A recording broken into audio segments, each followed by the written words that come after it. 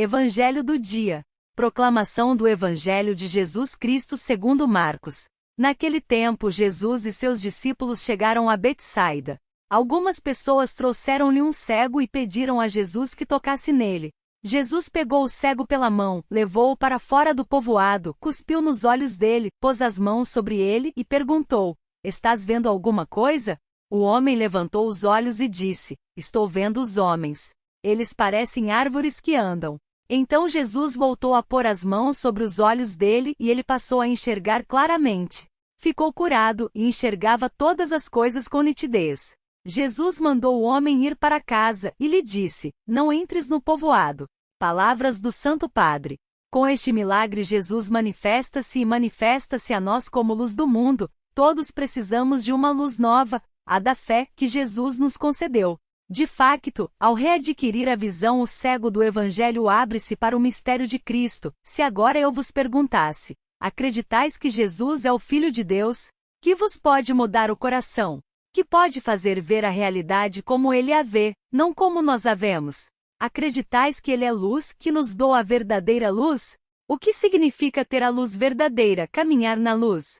Antes de tudo, significa abandonar as luzes falsas, a luz fria e fátua do preconceito contra os outros, porque o preconceito deturpa a realidade e enche-nos de aversão contra aqueles que julgamos sem misericórdia e condenamos sem apelação. Outra luz falsa, por ser sedutora e ambígua, é a do interesse pessoal. Se avaliarmos homens e aspectos com base no critério da nossa utilidade, do nosso prazer, do nosso prestígio, não exercemos a verdade nas relações e nas situações, e esta nova iluminação nos transforme nas atitudes e nas ações para sermos também nós, a partir da nossa pobreza, das nossas insuficiências, portadores de um raio de luz de Cristo. Santo Onésimo, discípulo de São Paulo. Santo Onésimo se converteu após conhecer e ser evangelizado por São Paulo.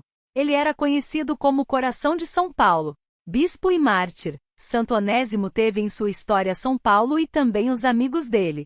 O que se sabe concretamente sobre Onésimo está testemunhado na carta de São Paulo a Filémon, que começa assim: Paulo, prisioneiro de Jesus Cristo, e seu irmão Timóteo. A Filémon, nosso muito amado colaborador Filémon 1,1.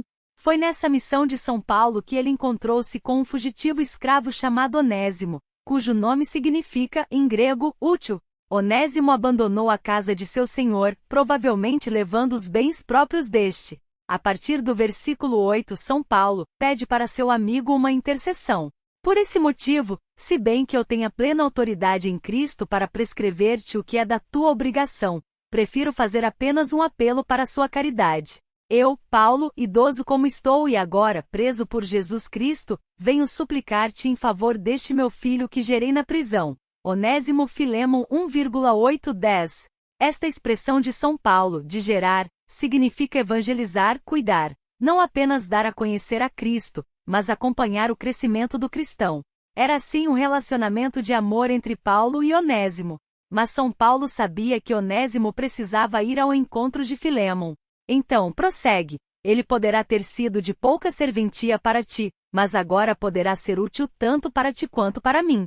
Torno a enviá-lo para junto de ti e é como se fosse o meu próprio coração, que é amor do apóstolo, um amor que se compadece e que toma a causa. Por isso não só Onésimo foi ao encontro de Filémon, como este o dispensou e o perdoou. O santo de hoje ajudou São Paulo em sua missão e chegou a ser escolhido como bispo que, por amor a Cristo, deixou-se apedrejar, perdoando a todos e sendo testemunho para os cristãos. Santo Onésimo, rogai por nós. Santos Faustino e Jovita. Faustino nasceu em 90, Jovita em 96, na cidade de Brescia, na Lombardia, Itália. Eram cristãos e foram martirizados no século II, durante os tempos sangrentos das perseguições. Os outros dados sobre eles nos foram transmitidos pela tradição, pois quase todos os registros eram queimados ou confiscados durante as inúmeras perseguições contra a Igreja dos primeiros séculos. Segundo os devotos, eles eram irmãos e pregavam livremente a religião apesar das perseguições decretadas pelos imperadores, Trajano e Adriano. As prisões estavam repletas de cristãos que, se não renegassem a fé publicamente, eram martirizados. E na Lombardia a situação não era diferente. Isto preocupava o bispo Apolônio da Brécia, que precisava de confessores e sacerdotes que exortassem o ânimo e a fé dos cristãos, para se manterem firmes nas orações.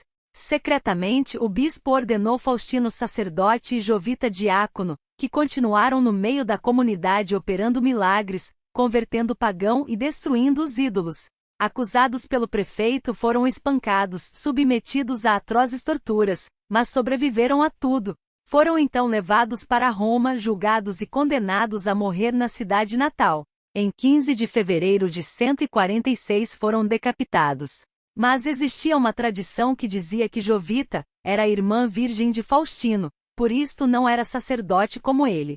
A Igreja comprovou entretanto que eram dois mártires homens, porque pela origem da palavra, que significa jovem, se tratava de um termo na época usado somente para o gênero masculino. O primeiro testemunho sobre o culto destes dois santos mártires foi encontrado no livro dos Diálogos de São Gregório Magno. Entre 720 e 730, houve a translação dos corpos dos santos Faustino e Jovita do cemitério de São Latino para a igreja de Santa Maria, depois chamada de São Faustino e Jovita.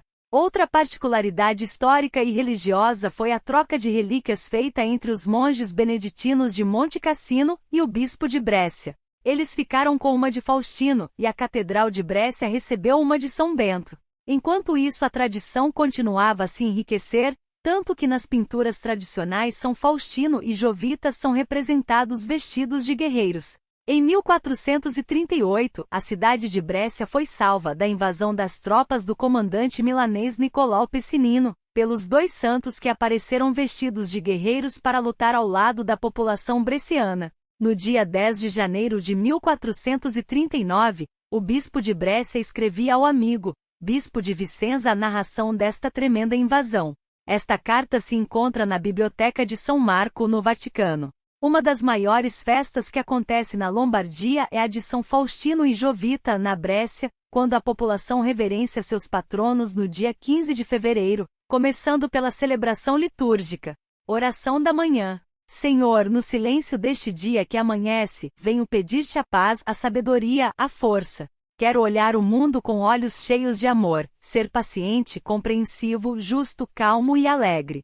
Quero ver teus filhos como o Senhor mesmo os vê, e ver somente o bem em cada pessoa que passar pelo meu caminho. Oração. Fecha meus ouvidos a toda calúnia, guarda minha língua de toda maldade, que só de bênção se encha minha alma e que meu espírito viva só de paz. Que eu seja tão bom e alegre que todos que de mim se aproximem sintam a tua presença, meu Deus. Senhor, revista-me interiormente da tua beleza, e que no decorrer deste dia, eu a todos revele o teu amor. Amém.